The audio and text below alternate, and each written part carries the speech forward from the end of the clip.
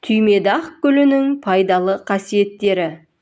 Түймедақ, орысшасы ромашка, емдік қасиеттері мол, кеңінен қолданылатын дәрілік өсімдік. Оның пайдалы қасиеттері: бірінші қасиеті – қабынуға қарсы әсері.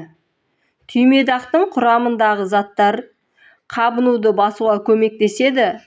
Бұлшық ет, тамақ, тері қабынуларында өте пайдалы. Екінші қасиеті – жара жазатын қасиеті. Майдаланып қайнатылған түймедақ суымен терідегі жаралар мен күйіктерді емдеуге болады.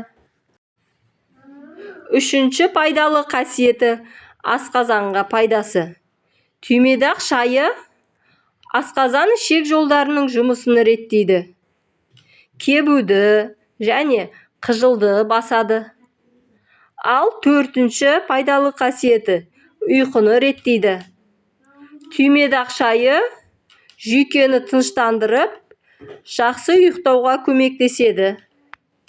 Бесіншісі – микробтарға қарсы әсері. Түймедақтың табиғи антисептикалық қасиеті бар, яғни микробтарды жояды.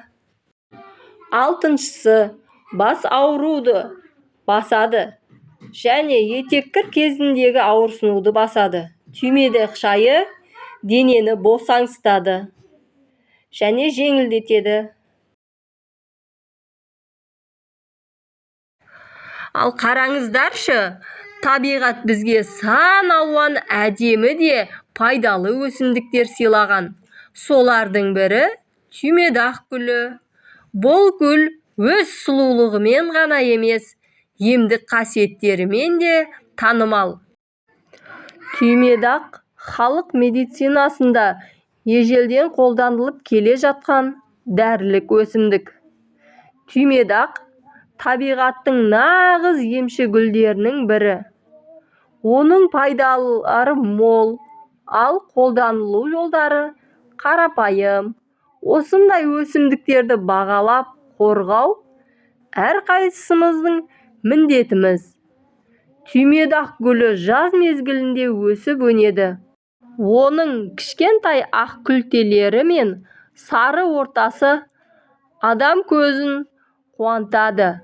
Бірақ бұл гүлдің сұлулығынан бөлек, адам денсаулығына тигізетін пайдасы өте көп. Сондықтан да оны халық медицинасында кеңінен қолданады. Қорыта айтқанда, түймедақ гүлінің табиғаттың бізге берген шипалы сыйы. Оның емдік қасиеттері денсаулығымызға жақсартуға көмектеседі. Осындай пайдалы өсімдіктерді танып, қадірлеп, болашақ ұрпаққа жеткізу біздің борышымыз.